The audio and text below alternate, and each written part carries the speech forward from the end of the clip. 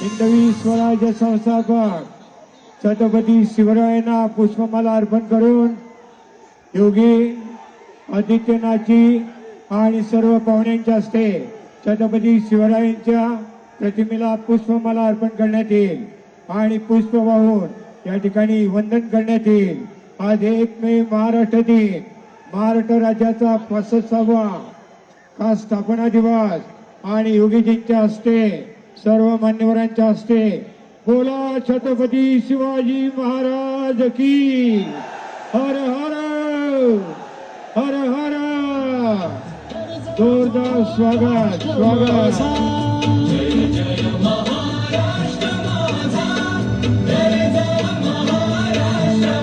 महाराष्ट्र गीत थांबा।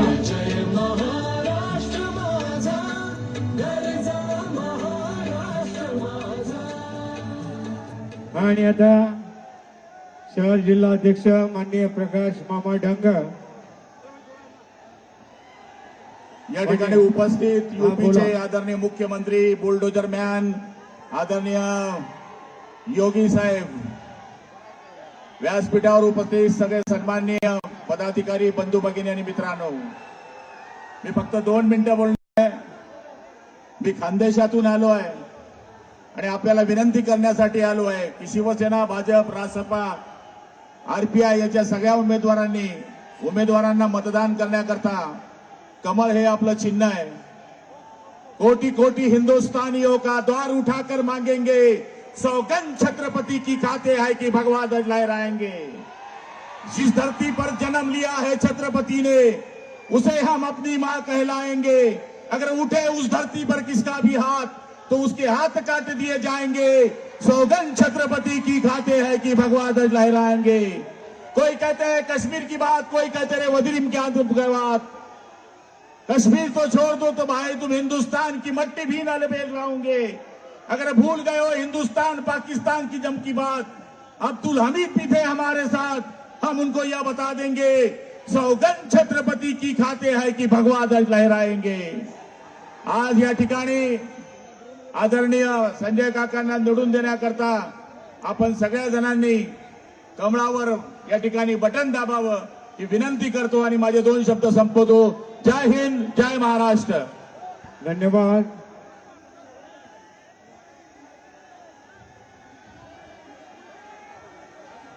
आणि आता आदरणीय योगी आदित्यनाथजी यांचा सत्कार या ठिकाणी होतोय। माननीय नीताताई केळकर, प्रकाश मामा ढंग, सुधीरदादा गाडगे आदी मान्यवरांनी यावं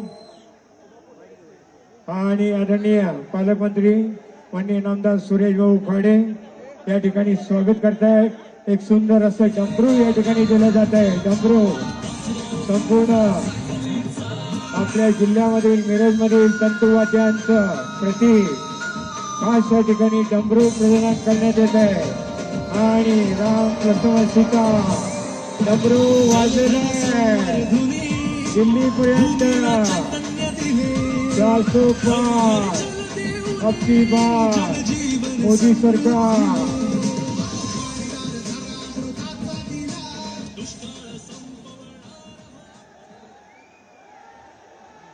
आणि आपले काका येत आहेत आणि काकानंतर योगीजी या ठिकाणी बोलणार आहे।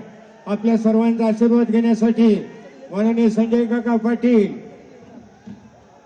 जरा पत्रकार मित्रांना विनंती आहे की थोडं खाली बसा, म्हणजे मागची बाजू आम्हाला दिसेल।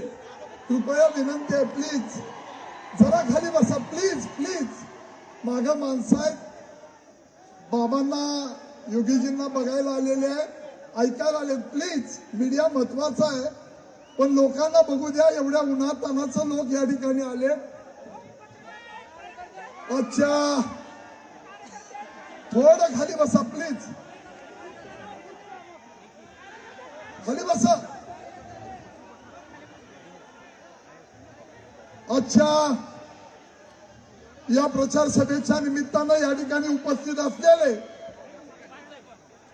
ज्यांनी देशातच नव्हे पण साऱ्या जगाचं लक्ष वेधलं असे उत्तर प्रदेशचे मुख्यमंत्री योगी आदित्यनाथजी ज्या मोदी साहेबांच्या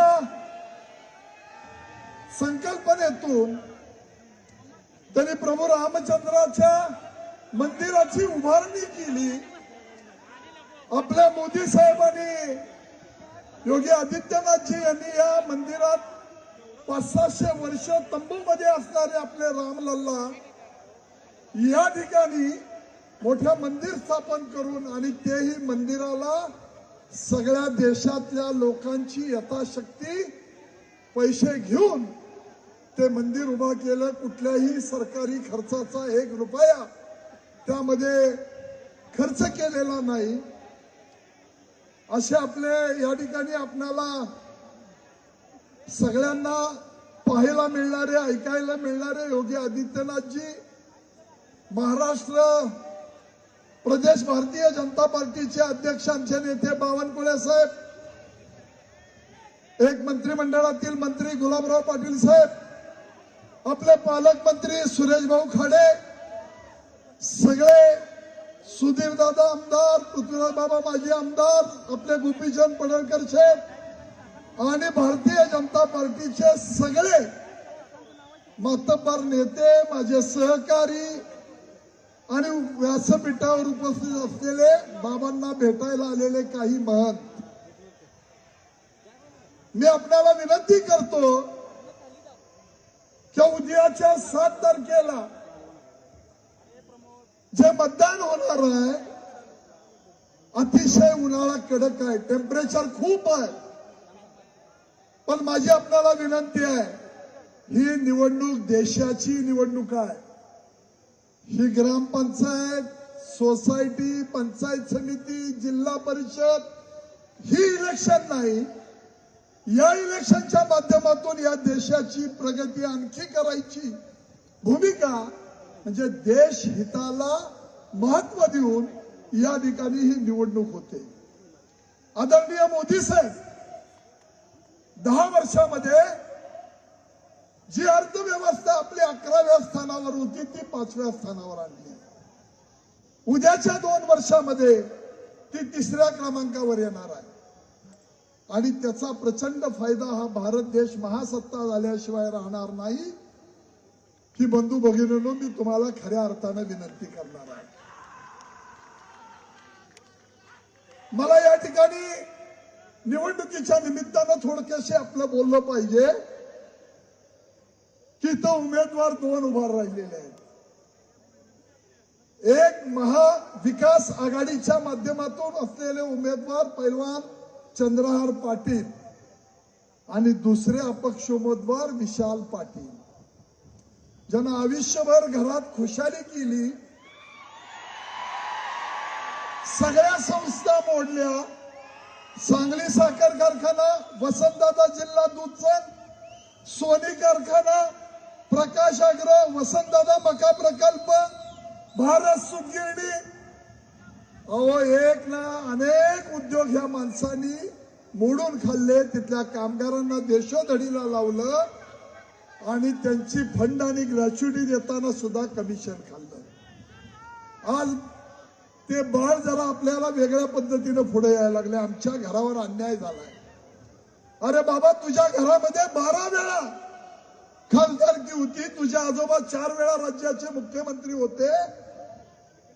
काय या जिल्ह्यासाठी योगदान झालं तुम्ही पुढच्या पिढीने हे हिशोब द्यायला पाहिजे.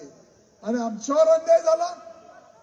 सगळ्या दुष्काळी पट्ट्यामधल्या खानापूर, आटपाडी, कवठेमंकाळ, जत, तासगावचा पूर्व भाग, मिरजचा पूर्व भाग हा सगळा पाण्याविना वंचित होता. या लोकांच्या पिढ्यानपिढ्या दुष्काळाच्या खाईमध्ये गेल्या. 2-2, 3-3 डुया पाणी मागत राहिले. यांना पाणी आणता आलं नाही. ही निकम्मी माणसं होती. परमेश्वराच्या कृपेने आणि तुमच्या आशीर्वादाने मला 2014 साली या जिल्ह्याचा खासदार म्हणून काम करण्याची संधी मिळाली. ताकारी म्हैसाळ योजनेसाठी आपले प्रधानमंत्री मोदी साहेबांनी त्यांच्या प्रधानमंत्री कृषी सिंचाई योजनेमधून 2100 कोटी रुपये या ठिकाणी दिले आणि म्हैसाळ पूर्णत्वाला नेली. टेंबू योजनेला गडकरी साहेब त्यावेळी त्या खात्याचा थोडे दिवस त्यांच्याकडे कार्यकाळ होता. प्रधानमंत्र्यांना भेटलो. प्रधानमंत्र्यांनी सांगितलं गडकरी साहेबांनी त्या ठिकाणी 2-3 हजार कोटी रुपये आपल्या पश्चिम महाराष्ट्रासाठी दिले. त्यातले 1205 कोटी आपण टेंबूला आणले.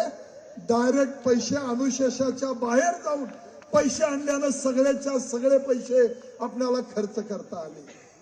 मित्रांनो, काय अवस्था होती. नॅशनल हायवे एक नाही, 5 नॅशनल हायवे आपण या जिल्ह्यातनं गडकरी साहेबांच्या माध्यमातून प्रधानमंत्र्यांच्या आशीर्वादानं या जिल्ह्यातून नॅशनल हायवे 5 नेले आपण. रेल्वेचं दुपदरीकरण 25 वर्षाची मागणी होती. दुपदरीकरण केलं, इलेक्ट्रिफिकेशन केलं. मिरज रेल्वे स्टेशन आणि सांगली रेल्वे स्टेशन याला 300 कोटी आणि 200 कोटी रुपयाचा निधी मंजूर करून आचारसंहिता संपली की कामकाजाला सुरुवात होईल. वंदे भारत येते. अनेक उड्डाण पूल उभा केले. आणि या माणसांनी दुष्काळामध्ये माणसं होरपळत होती. 2019 साली हा माणूस उभारला होता. 5 वर्षामध्ये कुणाला भेटले, तुमच्या प्रश्नासाठी कुठलं निवेदन दिलं, कुठला मोर्चा काढला. मध्ये एवढा दुष्काळ आपल्या पुढं वासून उभा राहिलाय. कोयनेचं पाणी सोडण्यासाठी काही अडचणी निर्माण झाल्या. आम्ही अंगावर माणसं घेतली. जिल्ह्यातल्या शेतकऱ्यांना, जनतेला वाऱ्यावर सोडायचं नाही. ही तुम्ही दिलेली खासदारकी तुमच्यासाठी पणाला लागली तरी बेहतर, पण तुमच्याशी इमान राखणारा हा संजय पाटील आहे. आता मला वळायचं आहे ते या ठिकाणी हा महाराष्ट्र आहे. महान राष्ट्र आहे म्हणून महाराष्ट्र आहे.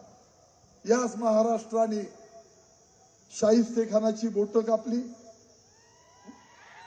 शाहिस्तेखानाची बोटं कापली. अफजल खानाचा कोतळा काढला. अशा मोगलांना पळवणारा आणि या महाराष्ट्रानं औरंगजेबाची महाराष्ट्रानं कबर इथं खोदली.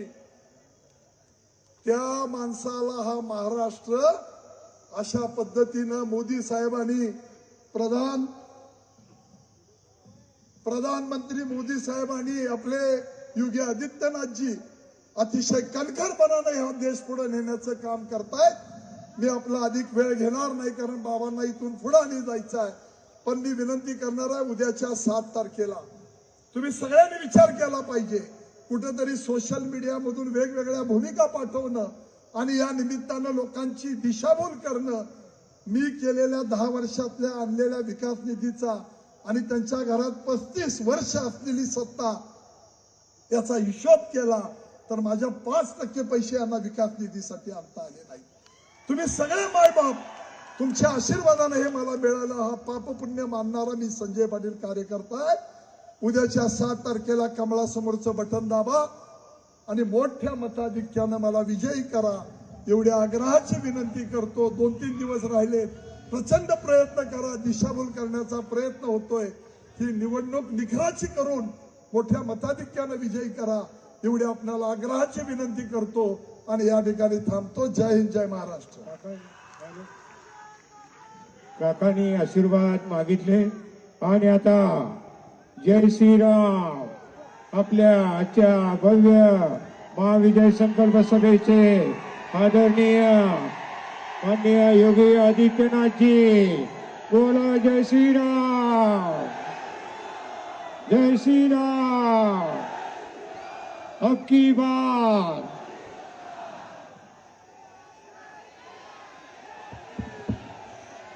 भारत माता की, भारत माता की, भारत माता की. गणपति महाराज की, गणपति महाराज की. छत्रपति शिवाजी महाराज की, छत्रपति शिवाजी महाराज की. हर हर महादेव.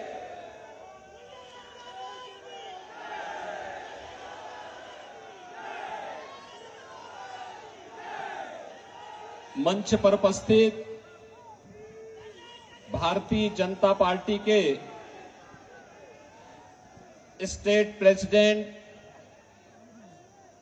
माननीय श्री चंद्रशेखर बावनकुळे जी, महाराष्ट्र सरकार के मंत्री, शिवसेना के उपनेता श्री गुलाबराव पाटिल जी, आपके लोकप्रिय खासदार और भारतीय जनता पार्टी एनडीए के सांगली की इस प्रतिष्ठित सीट पर प्रत्याशी श्री संजय काका पाटिल जी, शेखर इनामदार जी, शशिकांत पाटिल जी, प्रकाश डंग जी, नीता केलकर जी, मकरंद देशपांडे जी, नितिन शिंदे जी, पृथ्वीराज पंवार जी, धनंजय सुधीर गोडबोले जी, सुरेश कांडे जी, दीपक शिंदे जी और मंच पर उपस्थित भारतीय जनता पार्टी, शिवसेना, एनसीपी के हमारे सभी पदाधिकारीगण, सांगली के मेरे सभी उपस्थित बहन और भाइयों, ये महाराष्ट्र की वीर शौर्य भूमि, जिस भूमि ने भारत को अटक से कटक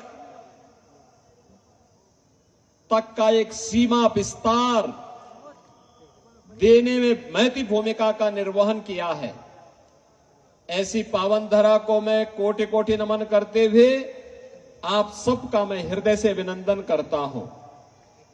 बहनों और भाइयों, सांगली की भूमि शौर्य और पराक्रम की भी है, कला संस्कृति की भी है, यहां के अन्नदाता मेहनत कश किसान भी है और युवा ऊर्जा से उत्प्रोत हमारा नौजवान भी है।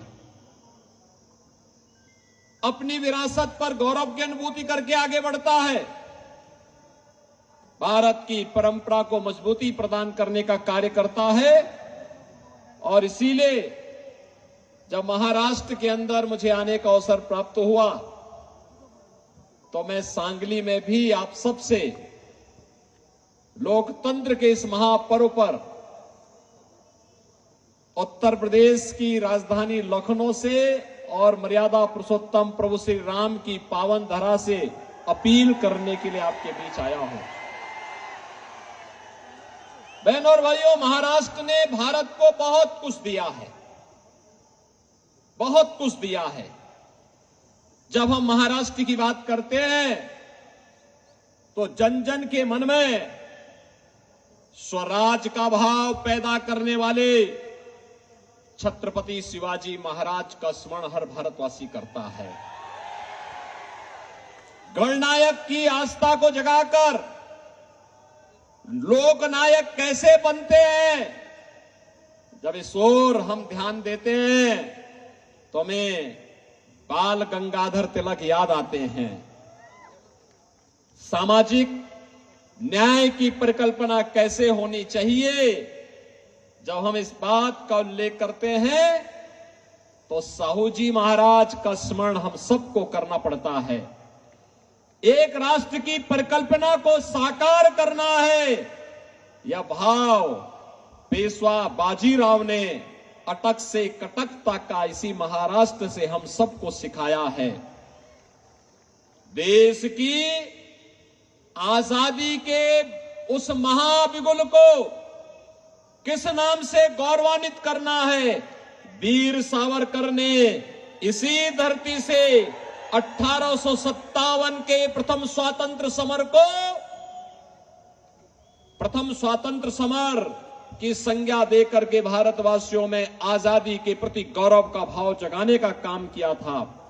पूरे देश में एक विधान हो और सब समान हो, इसके लिए भारत के संविधान के शिल्पी बाबा साहब भीमराव अंबेडकर को भी इसी महाराष्ट्र ने भारत को दिया है।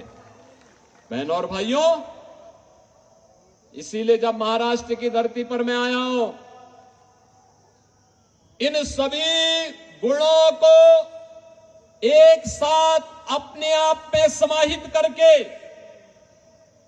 एक भारत श्रेष्ठ भारत की परिकल्पना को साकार कर रहे हैं आज के भारत के यशस्वी प्रधानमंत्री श्री नरेंद्र मोदी जी।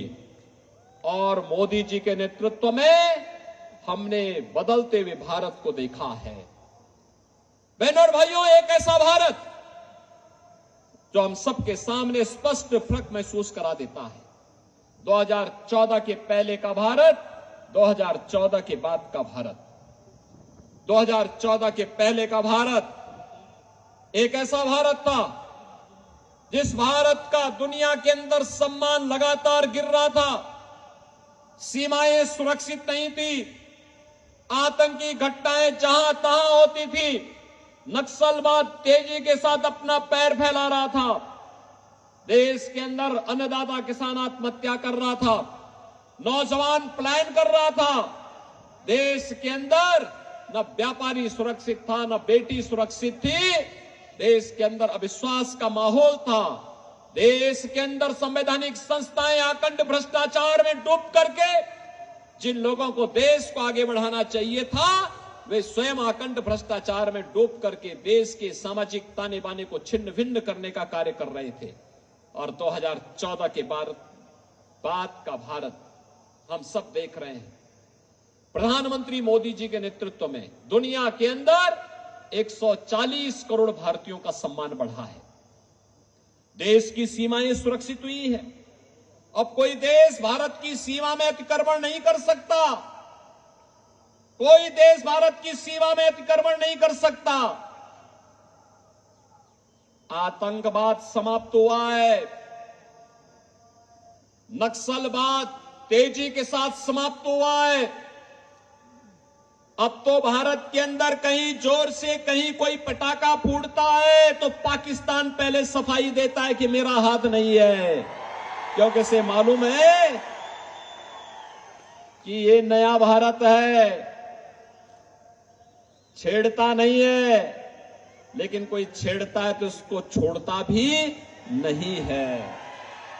बहनों और भाइयों, ये वही भारत है और यह नया भारत मोदी जी के नेतृत्व में आपके आशीर्वाद से ये नया भारत आज दुनिया का सिरमौर बन रहा है, दुनिया की सबसे बड़ी तेजी के साथ उभरती हुई अर्थव्यवस्था के रूप में आगे बढ़ रहा है।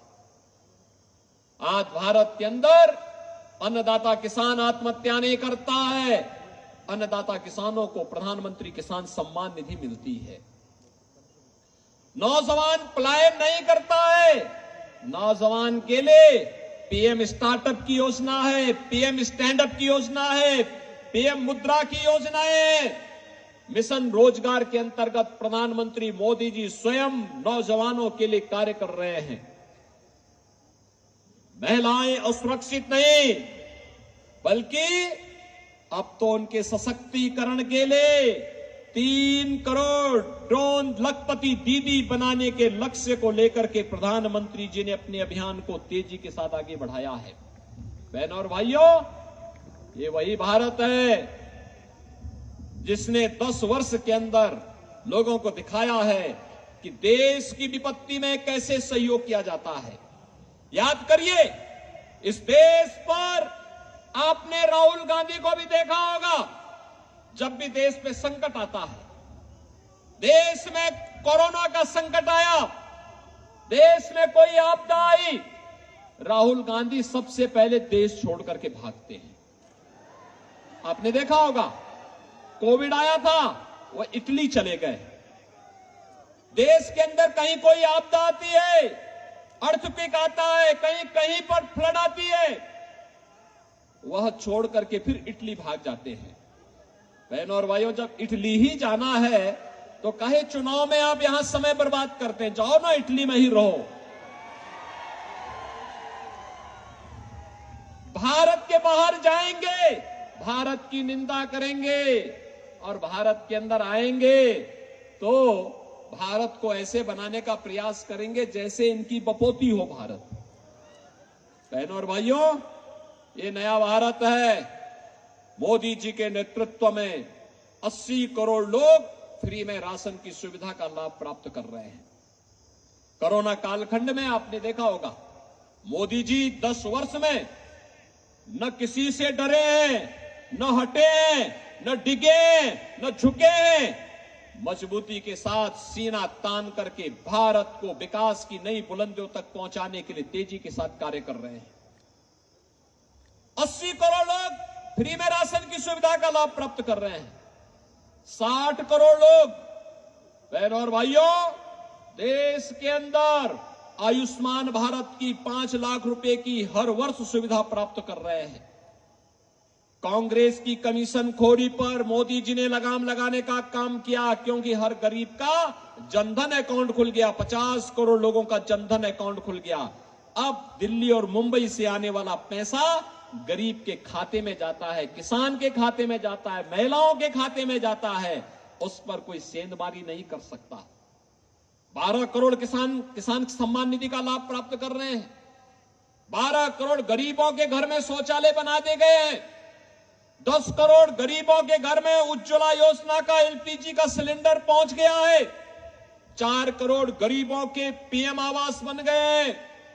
ये सब कुछ 10 वर्ष में मोदी जी ने किया। क्या किसी का चेहरा देखकर, किसी की जाति देखकर, किसी का मत और मजहब देखकर नहीं। मोदी जी का एक ही मंत्र था, वह था सबका साथ और सबका विकास। एक तरफ विकास इंफ्रास्ट्रक्चर के लिए मोदी जी के मार्गदर्शन में गडकरी जी ने हाईवे का एक लंबा जाल देश के अंदर पहला दिया। 1947 से लेकर 2014 तक जितने हाईवे बने थे, 2014 से 2024 के बीच में उसके दुगने हाईवे बन गए देश के अंदर। बहनों और भाइयों, 1947 से पहले से लेकर के 2014 तक जितने एयरपोर्ट थे, केवल 74 एयरपोर्ट थे। आज देश के अंदर 150 एयरपोर्ट हैं। एयर कनेक्टिविटी बेहतर हुई है। पहले 5 सिटी में मेट्रो चलती थी, आज देश के अंदर 20 सिटी में मेट्रो चल रही है। पहले केवल 7 एम्स थे, आज देश के अंदर 22 एम्स हैं। IIT, IIM, triple IT, NIT, world class university, हर घर नल की योजना, ये आज पूरे देश के अंदर हम सबको दिखाई दे रहा है। नए भारत में सम्मान भी है, सुरक्षा भी है, विकास भी है, गरीब कल्याण भी है, और इस सब से बढ़कर के और भी है, वह है आपकी आस्था का सम्मान भी है। आपकी आस्था का सम्मान भी है। कांग्रेस ने 65 वर्षों तक शासन किया ना, किया है ना कांग्रेस ने 65 वर्षों तक देश में शासन। अयोध्या में राम मंदिर का निर्माण क्यों नहीं कर पाए? क्या कांग्रेस अयोध्या में राम मंदिर का निर्माण कर सकती थी क्या? कर सकती थी क्या? मैं तो आपका अभिनंदन करूंगा कि अयोध्या में राम मंदिर आंदोलन में महाराष्ट्र के यहां के बहादुर नौजवानों ने बढ़ चढ़ करके भाग लिया, गुलामी के ढांचे को हटाने में अपना योगदान दिया, और राम मंदिर निर्माण में भी जितना धन लग रहा था, महाराष्ट्र ने कहा हम सहयोग करेंगे। महाराष्ट्र बढ़ चढ़ करके सामने आया। बहनों और भाइयों, आज अयोध्या में राम मंदिर का निर्माण हो गया ना। कांग्रेस के लोग क्या कहते थे जब कोर्ट ने फैसला नहीं किया था? कांग्रेस के लोग कहते थे अगर फैसला हो जाएगा तो खून की नदियां बहेंगी। जब मैं चीफ मिनिस्टर बना, मुझसे पूछा गया कि कांग्रेस के लोग ये कह रहे हैं। मैंने कहा देखो, हम छेड़ेंगे नहीं, लेकिन कोई छेड़ेगा तो छोड़ेंगे भी नहीं, चिंता मत करो। अयोध्या में राम मंदिर भी बनेगा, और हमने कहा न्यायालय का फैसला आएगा उसका अक्षरशः पालन भी करेंगे। और खून की नदियां बहाने की बात तो दूर, एक मच्छर भी नहीं मरने वाला है, मच्छर भी नहीं मरेगा। शांतिपूर्ण तरीके से होगा। और बहनों और भाइयों, आप देख रहे होंगे अयोध्या में अब तो आप अयोध्या जाएंगे, आपको लगेगा ही नहीं, आपको लगेगा कि जैसे भगवान राम के समय की अयोध्या फिर से स्थापित हो गई। पूरा नई अयोध्या बना दी गई। अयोध्या में आपने 22 जनवरी को प्रधानमंत्री जी के इस कार्यक्रम को देखा होगा। मोदी जी के नेतृत्व में कैसे अयोध्या में रामलला का प्राण प्रतिष्ठा का समारोह संपन्न हुआ। कांग्रेस के लोग तो एक भी प्रधानमंत्री अयोध्या नहीं गए। डर लगता था अयोध्या जाने में, कहीं वोट बैंक न खिसक जाए। यानी देश की कीमत पर वोट बैंक, भारत की आस्था की कीमत पर वोट बैंक, और ये लोग लगातार आपकी आस्था के साथ खिलवाड़ कर रहे थे। आज मैं कांग्रेस के और इंडी गठबंधन के घोषणा पत्र की एक बात और आपको बताना चाहता हूं। इन्होंने अपनी घोषणा पत्र में कहा है, इन्होंने कहा है बहनों और भाइयों कि अगर कांग्रेस नेतृत्व की इंडी गठबंधन की सरकार बनेगी तो वह अल्पसंख्यकों को उनकी रुचि के हिसाब से खान पान की स्वतंत्रता देंगे। अब मैं पूछना चाहता हूं, ऐसी कौन सी रुचि है मुस्लिम समाज की जो हिंदुओं से अलग है? अरे रोटी वो भी खाते होंगे, चावल वो भी खाते होंगे, ढोकला वो भी खाते होंगे, सब कुछ खाते होंगे, लेकिन उनकी इससे अतिरिक्त रुचि क्या है? हिंदू गौ कसी को स्वीकार नहीं कर सकता, गौ मांस नहीं भक्षण करता, लेकिन वह चिढ़ाने केले जरूर करता होगा और इसीलिए उसके खिलाफ कार्रवाई होती है। कांग्रेस देश के अंदर गौ हत्या की खुली छूट देना चाहता है। क्या आप स्वीकार करेंगे? क्या स्वीकार करेंगे इसको? यानी ये तो महापाप का कारण बनेगा अगर हमारा वोट ऐसे लोगों के लिए जाता है जो गौ हत्यारों को प्रश्रय देते हैं और गौ मांस को देश के अंदर प्रेरित और प्रोत्साहित करते हैं। वह हम सब के लिए इससे बड़ा पाप का कारण दूसरा बन ही नहीं सकता। ये पाप आज कांग्रेस करने जा रही है। और दूसरा, इसके द्वारा भरमाने के बहुत सारे प्रयास हो रहे हैं। बहनों और भाइयों, भरमाने के क्या प्रयास?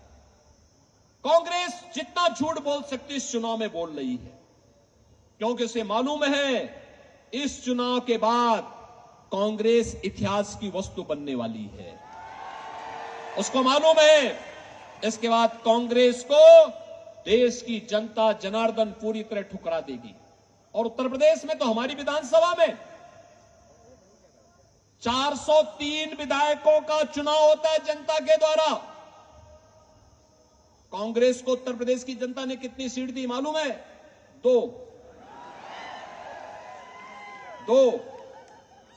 यानी राम नाम सत्य है के लिए भी 4 लोग चाहिए होते हैं ना। वहां 2 ही सीट है, यानी अगली बार छुट्टी। अभी आप देख रहे होंगे कांग्रेस के लोग हिम्मत ही नहीं कर पा रहे हैं यूपी में चुनाव लड़ने का, सब भागे फिर रहे हैं। और बहनों और भाइयों, मैं आपसे ये कहने के लिए आया हूं, अब वो अंतिम उपाय उन्होंने क्या प्रारंभ किया है? अंतिम उनका उपाय वही है कि हिंदू समाज को फिर से बांटो। जाति के नाम पर बांटेंगे, जातीय जनगणना के नाम पर आपको गुमराह करेंगे। 65 वर्षों तक क्या कर रहे थे पूछा जाना चाहिए। फिर जातीय जनगणना के आधार पर हिंदू समाज को खेमों में बांटेंगे और फिर खेमों में बांटने के बाद आपस में लड़ाएंगे। आपस में लड़ने के बाद फिर आपके हिस्से में चुपचाप डकैती डाल करके आपका हिस्सा काट करके आरक्षण का हिस्सा, ओबीसी को मिलने वाला आरक्षण का हिस्सा, ये मुसलमानों को बांट देंगे। कांग्रेस ने यूपीए सरकार के समय यह षड्यंत्र किया था। संजय काका पाटिल तब भी हमारे साथ सांसद थे और हम साथ साथ इसका विरोध करते थे कि कांग्रेस को यह षड्यंत्र सफल नहीं होने देना है। इन्होंने तब भी किया था। पहले रंगनाथ मिश्रा कमेटी गठित करके ओबीसी को मिलने वाले 27% आरक्षण में इन्होंने कहा था 6% आरक्षण ओबीसी का काट करके मुसलमानों को दे दो। भारतीय जनता पार्टी ने विरोध किया था, कहा था हम अपने हिंदुओं का आरक्षण किसी भी ऐसे लोगों को नहीं देने देंगे जिसका विरोध बाबा साहब भीमराव अंबेडकर ने किया हो। बाबा साहब भीमराव अंबेडकर ने कहा था कि देश के संविधान को धार्मिक आधार पर नहीं बांटा जा सकता, धार्मिक आधार पर आरक्षण नहीं दिया जा सकता। कांग्रेस के लोग बाबा साहब भीमराव अंबेडकर का अपमान कर रहे हैं। सच्चर कमेटी गठित करके कांग्रेस ने यह प्रयास किया था कि मुस्लिम समाज की कुछ जातियों को दलित में शामिल करके दलितों के अधिकारों पर भी डकैती डाली जाए। भारतीय जनता पार्टी ने तब भी विरोध किया था, कहा था ये बाबा साहब भीमराव अंबेडकर के संविधान का अपमान है और हम बाबा साहब भीमराव अंबेडकर के अपमान का कतई नहीं बर्दाश्त कर सकते, और तब जाकर के अधिकार बचा था। बहनों और भाइयों, अगर कांग्रेस फिर से सत्ता में आ गई तो यह सबसे पहले आपको बांटने का काम करेगी, फिर आपस में लड़ाएगी, फिर आपके अधिकार में डकैती डालेगी। ओबीसी को, अनुसूचित जाति और जनजाति को मिलने वाले आरक्षण पर ये डकैती डालने का काम करेगी, उसको जबरदस्ती मुसलमानों को देने का काम करेगी। यह हम कतई स्वीकार न करें, और इसी की अपील करने के लिए आज मैं आपके पास आया हूं कि महाराष्ट्र छत्रपति शिवाजी महाराज ने हिंदवी स्वराज्य की बात की थी, और उस समय, उस कालखंड में, औरंगजेब के समय में उन्होंने यहां पर हिंदी स्वराज्य की स्थापना की थी। काशी से गागा भट्ट, एक महापुरोहित, यहां आकर के उनका अभिषेक करते हैं, और वो परंपरा महाराष्ट्र की आज भी उसी रूप में गौरव के साथ आगे बढ़ती है। पूरा देश गौरव की अनुभूति करता है छत्रपति शिवाजी महाराज पर। और इसीलिए हमारे यहां उत्तर प्रदेश में भी मुझसे पहले वहां समाजवादी पार्टी, जो कांग्रेस की पार्टनर है, उसका शासन था। उसने आगरा में एक म्यूजियम बनाने की कार्रवाई प्रारंभ की थी, उसका नाम रखा मुगल म्यूजियम। मैंने कहा क्या इसके लिए क्या मुगलों ने पैसा दिया है क्या? तो कहा नहीं, पैसा सरकार का है। तो मैंने कहा सरकार का पैसा लग रहा है तो मुगलों के नाम पर नहीं होगा, ये छत्रपति शिवाजी महाराज के नाम पर होगा। मुगलों की का कोई चिन्ह इसमें नहीं होना चाहिए। छत्रपति शिवाजी महाराज की गौरव गाथा इसके साथ जुड़नी चाहिए। और बहनों और भाइयों, आगरा में छत्रपति शिवाजी महाराज का भव्य म्यूजियम बनाने का कार्य आज के दिन पर हमारी सरकार कर रही है। हमें प्रधानमंत्री मोदी जी ने आजादी के अमृत महोत्सव वर्ष में एक ही बात कही थी, सबसे पहले गौरव, देश के अंदर जितने भी गुलामी के प्रतीक हैं इनको समाप्त करना, और दूसरा विरासत पर गौरव की अनुभूति करना। छत्रपति शिवाजी महाराज, महात्मा फूले, सावित्रीबाई फूले और यहां की संतों की परंपरा, ये हमारी विरासत है। इस विरासत पर गौरव की अनुभूति हमें करनी है।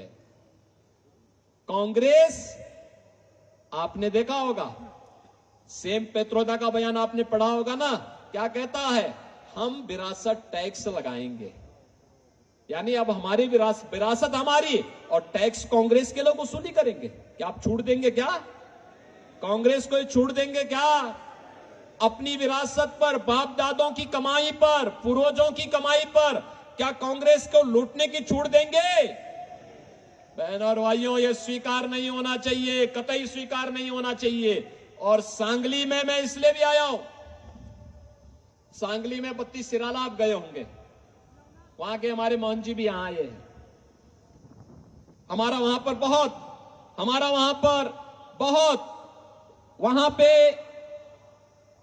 मेरा बहुत आना जाना रहा है, और लोग वहां पे बहुत भीड़ होती है। मैं देखता था नाग पंचमी के दिन बहुत भीड़ होती है।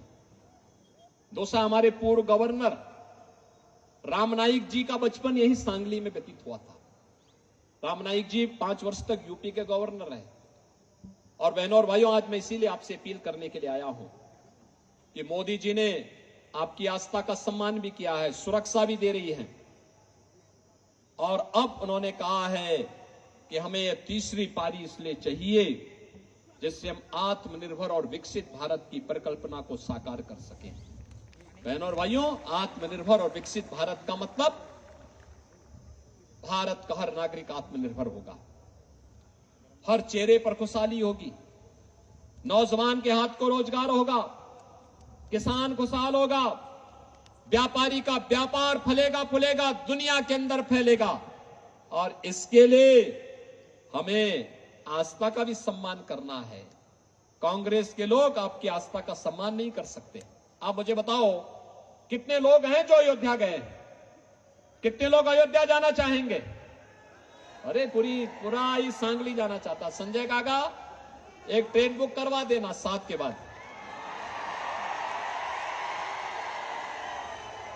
और जब आना हो मुझे सूचना कर देना। अयोध्या में हम स्वागत की तैयारी कर देंगे।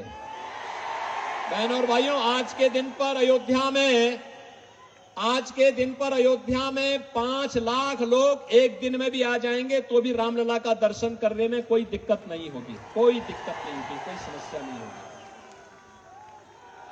अब तो मैंने कहा ना, एक नई अयोध्या बन गई है, और इसीलिए मैं आपका आह्वान करूंगा, इस सुरक्षा भी, विरासत का सम्मान भी, आस्था का सम्मान भी, एक केवल और केवल मोदी जी की गारंटी ही इसमें आपके लिए उपयोगी हो पाएगी। केवल मोदी जी की गारंटी, और मोदी जी इसके लिए गारंटी दे सकते हैं, कोई और इस कार्य को नहीं कर सकता है। और इसीलिए हम आए हैं।